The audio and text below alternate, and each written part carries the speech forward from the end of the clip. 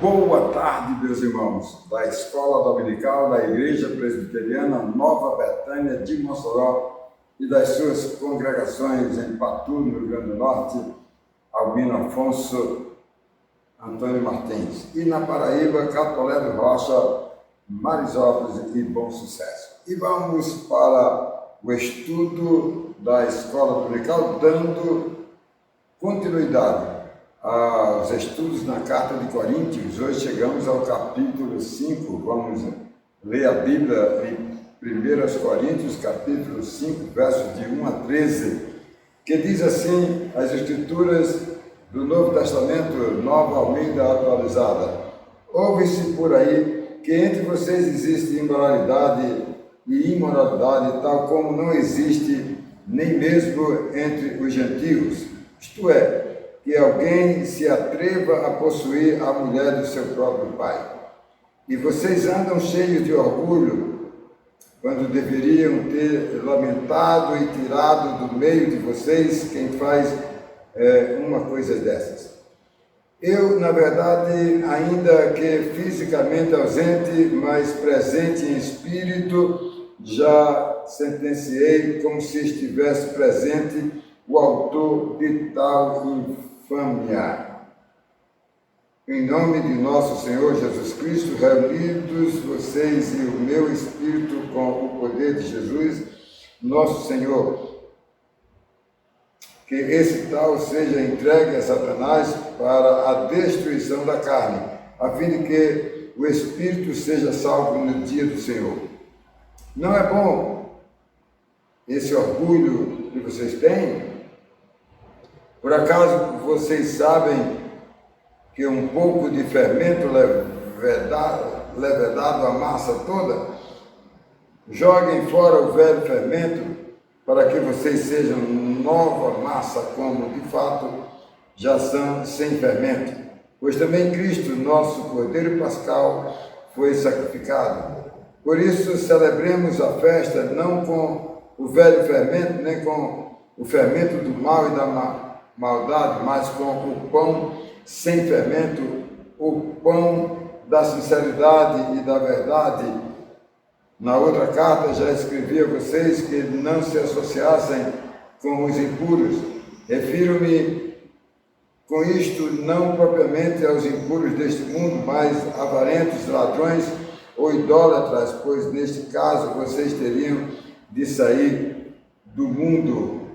Mas agora escrevo a vocês que não se associem com alguém que, dizendo-se irmão, for devasso, avarento, idólatra, maldizente, bêbado ou ladrão.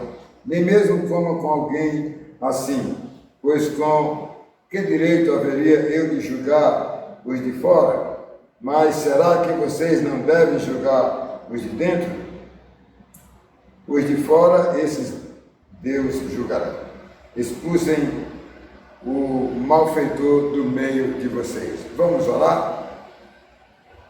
Deus e Pai, nos dê a Tua palavra, Senhor, iluminando nossa mente, nosso coração, para podermos expor a Tua palavra aos irmãos e também aprender com ela os ensinos vindo de Ti, Senhor.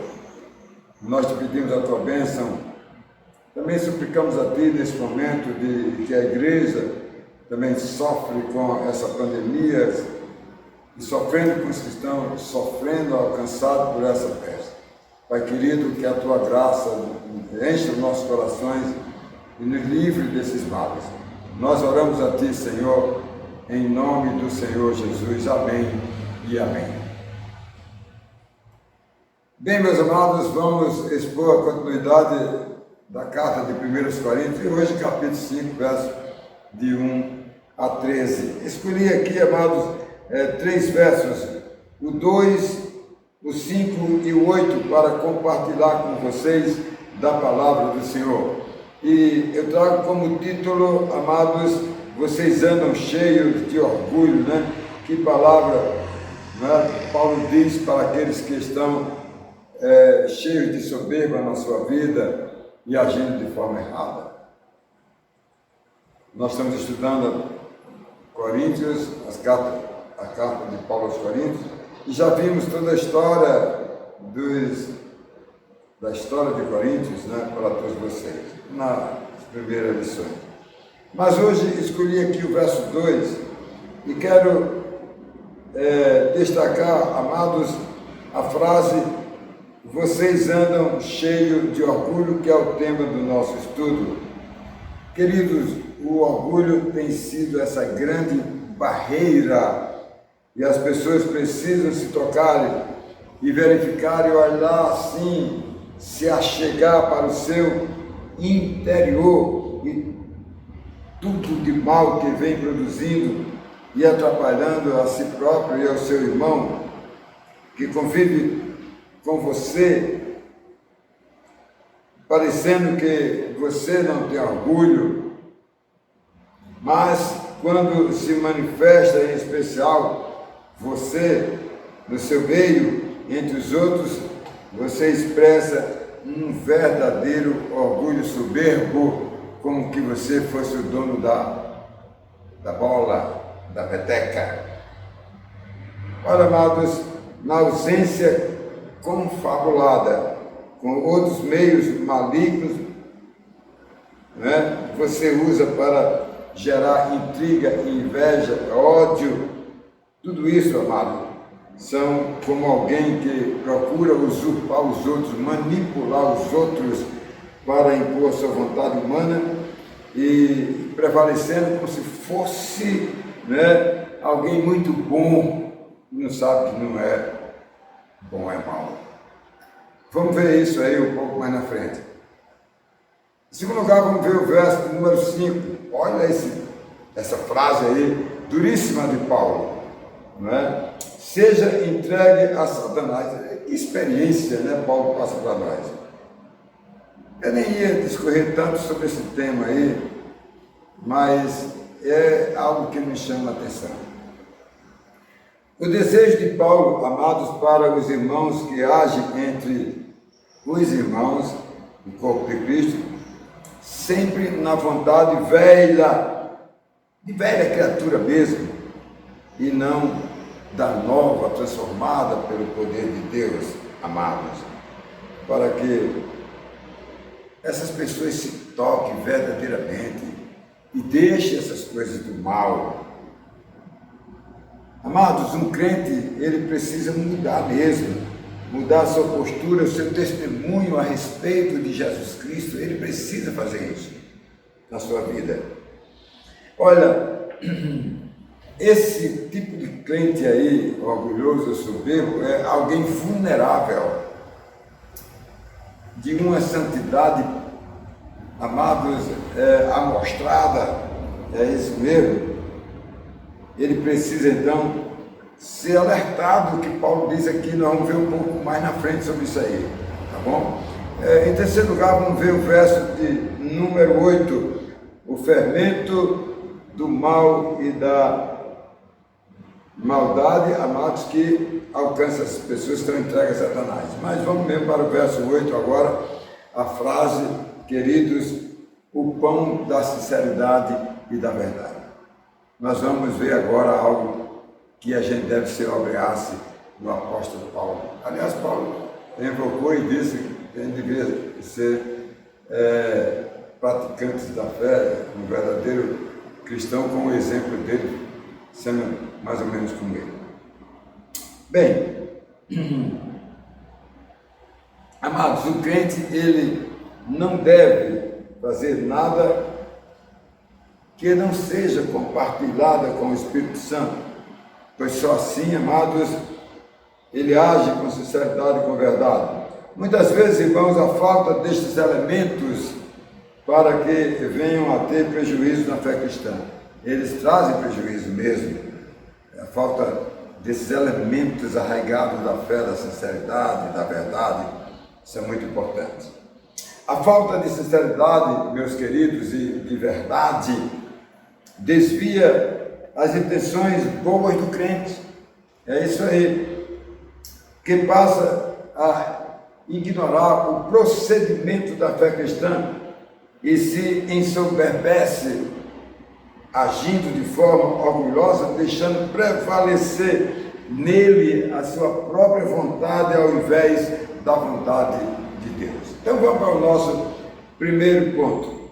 Bem, quero ler o verso de número 2 de 1 Coríntios, capítulo 5, verso de número 2. E vocês andam cheios de orgulho, quando deveriam ter lamentado e tirado do meio de vocês quem faz coisas erradas. Olha, meus irmãos, a maneira como Paulo aqui, nesse ponto aqui, vocês andam cheios de orgulho, ele pega pesado aqui.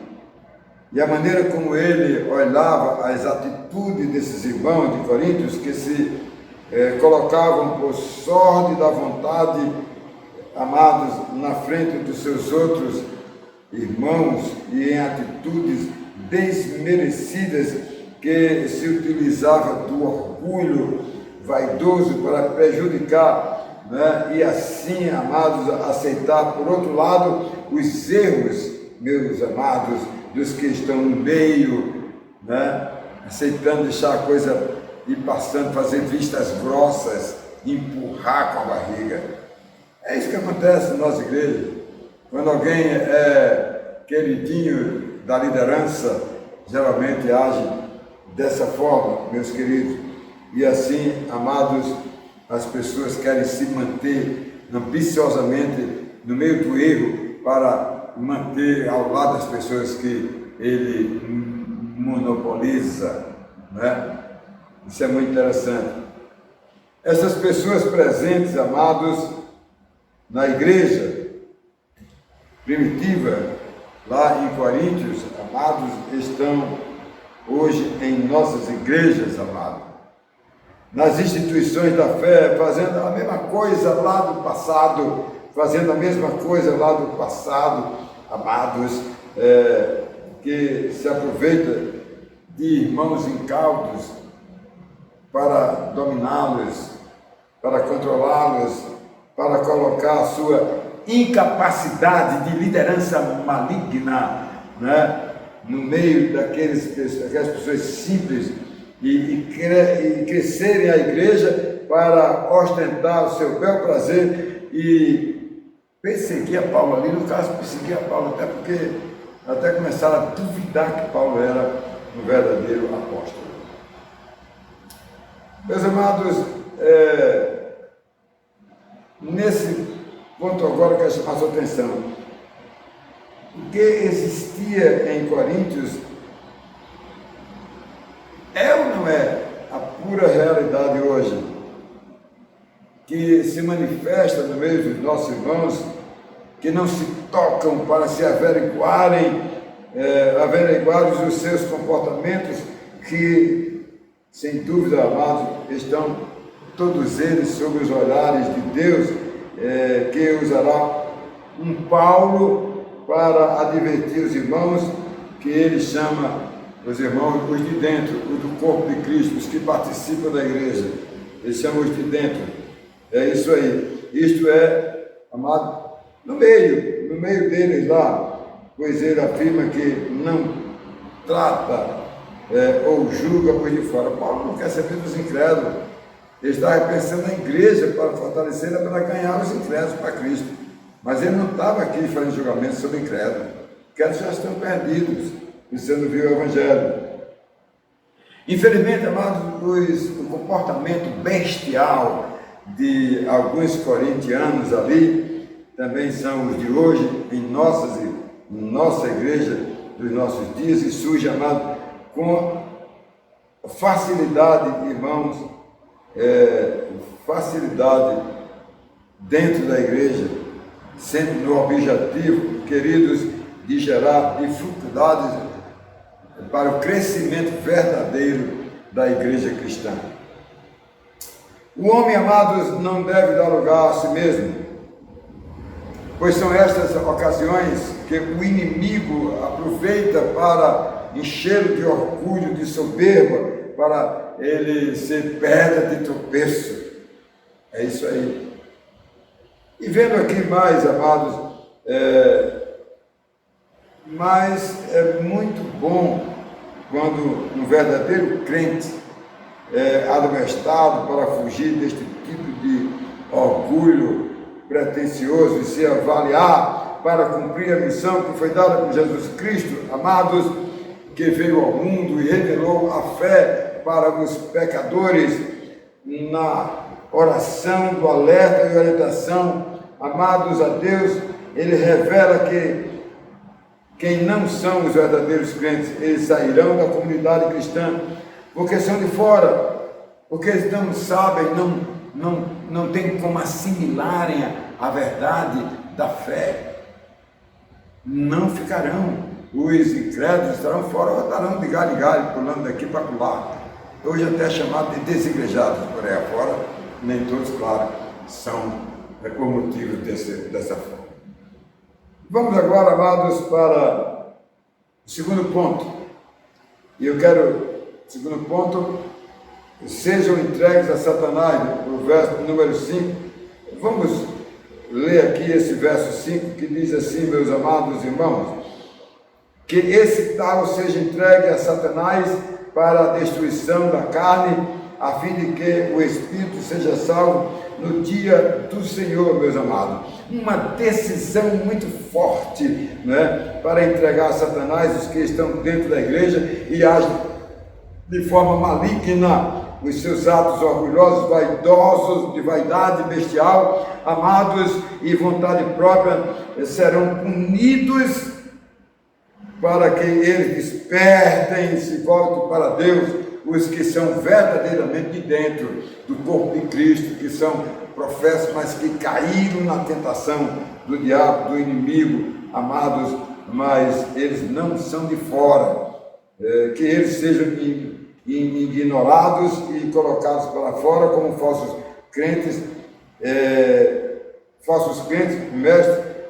mestre Paulo pergunta muitas vezes assim, pois com que direito haveria eu de dizer os de fora? Então, ele está dizendo que os de dentro, que têm dificuldades, que erra, que falha grosseiramente e que até são excluídos da igreja, são colocados para fora, eles professaram a fé e em determinado momento, acompanhado, eles renunciaram ao seu erro crucial e se voltar para Deus. Mas os de fora, os incrédulos que estejam dentro da igreja, que não professou a fé, esses não podemos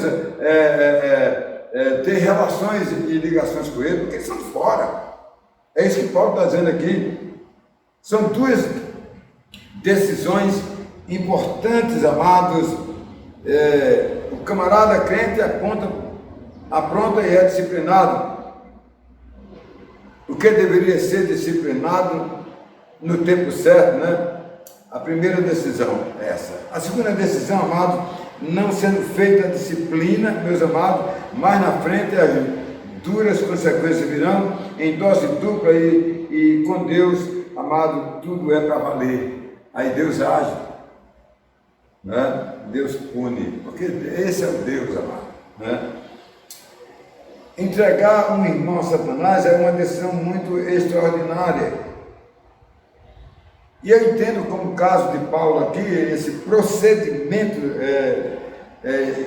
de instrumento normativo da lei de Deus, esse mandamento continua sendo observado. E as pessoas erram quando não faz como é orientado. Isso, amado, serviu para a igreja primitiva e é para hoje também, serve para hoje também, meus amados. Então, tudo isso para mostrar que a igreja, ela pune os erros, ela está aí em loco, ela está ali presente, e todos os erros cometidos dos que estão dentro, dos que estão no corpo de Cristo, amado, com certeza, o que preceitua a lei de Deus, acompanhado, meus amados, e devem ser, então, as pessoas, ao errarem, ser disciplinadas, se for o caso, até exclui do homem, né? Tem aquela disciplina mais branda, de tempo determinado, mas tem a exclusão, que quer dizer que a pessoa não vai para o inferno, mas que se for crente, lá na frente, ele vai reconhecer o erro que fez. Amados, porque somente um ato verdadeiro de arrependimento de alguém que foi excluído da igreja, amados, pode livrá-lo da entrega final a Satanás. Ali é um tempo de disciplina momentâneo que Paulo disse, entrega a Satanás, em outras palavras, exclui ele e ele vai para o mundo como crente lá para pagar um preço para sofrer. Né? É isso que Paulo está dizendo aqui, meus amados, e nós precisamos aprender, queridos, que é entregue para Satanás e o afasta do convívio da fé cristã, né? Para ser exemplo e para que ele possa refletir, amado, o erro grave que fez para trazer algo ruim para a igreja. Olha, meus queridos, o crente punido com a exclusão da igreja deve avaliar o seu erro e cremos que o meio, a igreja, o corpo de Cristo, o povo de dentro deve ajudá-lo, né? Até que esgote e que ele reconheça seu erro e se volte para Cristo. O próprio Paulo tratou deste assunto muito, muito grave, que exige que a igreja, que precisa ser decidida e acompanhada como pessoas avaliadas. Ele cita dois exemplos aqui, olha, de Himeneu e de Alexandre. Olha lá, vamos ler, 1 Timóteo capítulo 1, verso 20. E entre esses estão Himeneu e Alexandre, os quais entreguei a Satanás para serem castigados, a fim de que aprendam a não blasfemar. Quando ele encontrar o erro, quando ele se tocar e reconhecer o seu erro, se arrepender profundamente, se toca e volta para a casa do Senhor, que é o lugar para ele estar, o que é eleito, escolhido. E por último, amados, terceiro e último lugar, verso 8, o pão da sinceridade e da verdade. E eu queria ler aqui, amado, verso de número 8, que diz assim, meus queridos: por isso, celebremos a festa, não com o velho fermento, nem com o fermento do mal e da maldade, mas com o pão sem fermento, o pão da sinceridade e da verdade. Olha que maravilha, né? O pão da sinceridade e da verdade. O comportamento, amados, dos crentes de Coríntios era na contramão do verdadeiro comportamento de santidade e do viver em Cristo e na prática da verdadeira adoração a Deus, não permitindo, amados, que coisas velhas, como ele fala aqui, o vinho velho, né?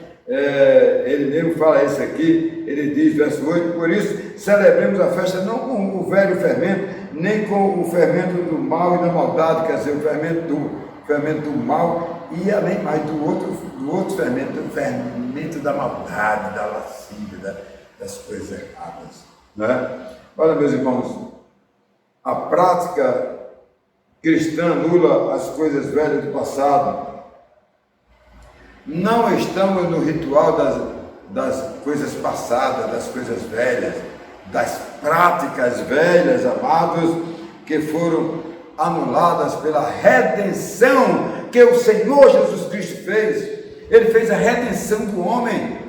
Ele veio fazer isso aqui, amado, e ele veio para este mundo para transformar as pessoas velhas em novas, para trazer uma nova vida para as pessoas. É isto que Jesus Cristo veio fazer como o Redentor. Olha, amados, os erros ilustrados aqui por Paulo sobre a referência ao fermento era uma lição para o crente ficar fora dos excessos praticados, amados, pelo mundo, pelas essas paixões, amados, que trazem males para a igreja, e o seu comportamento na natureza do pecado, amado, que deve ser totalmente abolido, amados, abolida pela vida cristã. Isso deve ser, amado, anulado. Uma vida cristã vivida na fé, na palavra de Deus, na casa do Senhor, anula as práticas erradas das coisas velhas.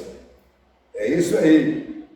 E a igreja, amados, ela deve mesmo se abster do mundo, das coisas mundanas, pois o mundo não tem nada a ver com o mundo cristão, que deve primar pelo exercício da fé cristã, cristã verdadeira, amado, para um verdadeiro sentimento de sinceridade e de verdade.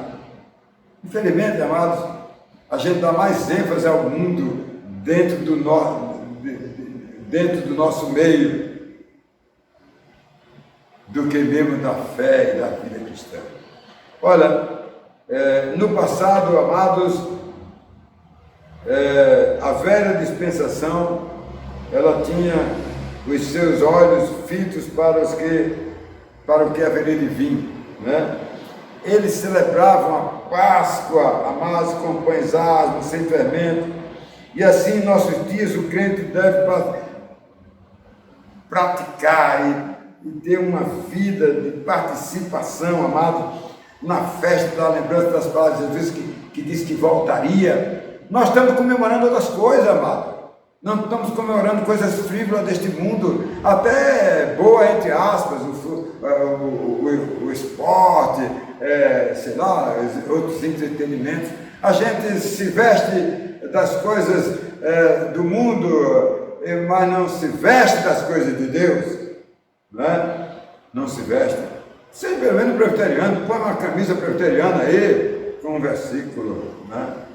Olha, meus irmãos, olhando para trás, o sacrifício sincero e verdadeiro que fez em favor dos crentes para assim eliminar o pecado. Nós estamos olhando hoje para trás, não para a velha dispensação, né? Mas nós estamos olhando para trás do sacrifício que Jesus Cristo fez por mim e por você. Eu quero concluir e dizendo para você que Deus te abençoe na sua vida. Amém, irmãos? E a nossa conclusão de hoje, meus queridos, eu quero fazer 3 perguntas para você. Quero encerrar essa mensagem de hoje com 3 perguntas. A primeira: você tem percebido o orgulho que existe dentro de você? Amados, o orgulho muitas vezes engana as pessoas. Eu não estou falando de orgulhar-se em Jesus Cristo, o verdadeiro orgulho, mas o orgulho soberbo pelo homem para o homem. O orgulho não consegue enxergar e olhar, amados, para dentro de si. Isso é orgulho, amados, para ver seus erros, suas falhas. Nada melhor do que fazer uma boa avaliação de si mesmo. A segunda pergunta, né? O que você acha de um crente ser entregue a Satanás? Já pensou nisso aí? Né? Pois é.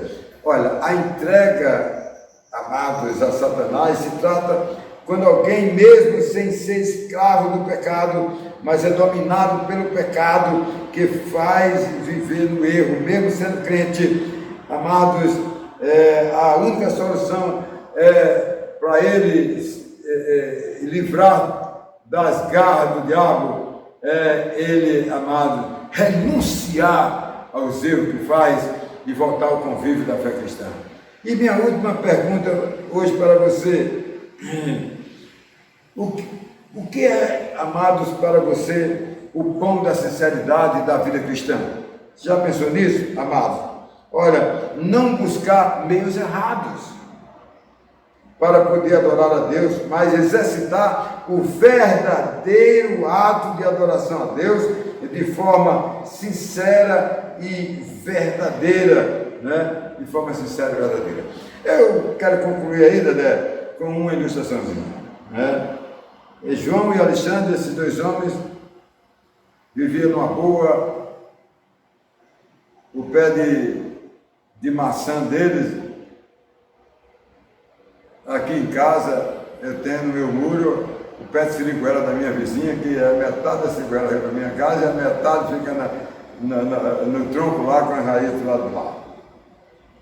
Pois é, mas a gente se dá muito bem.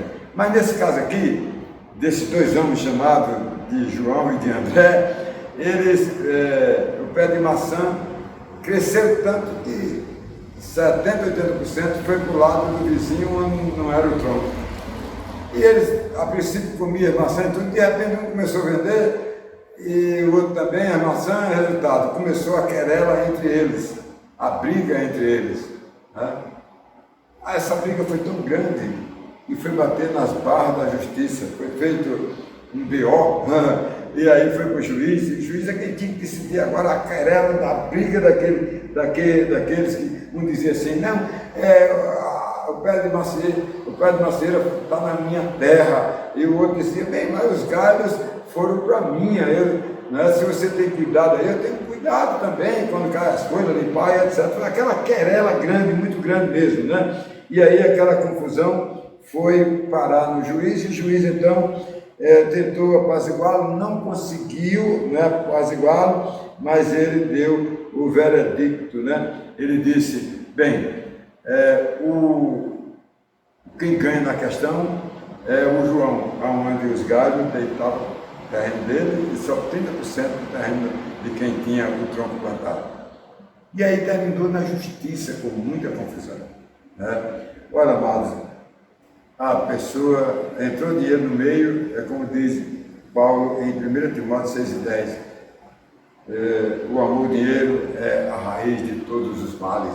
E isso, amado, faz com que as pessoas se orgulhem-se, faz com que as pessoas se dividam e as pessoas briguem, desentendam por causa do orgulho e da vaidade.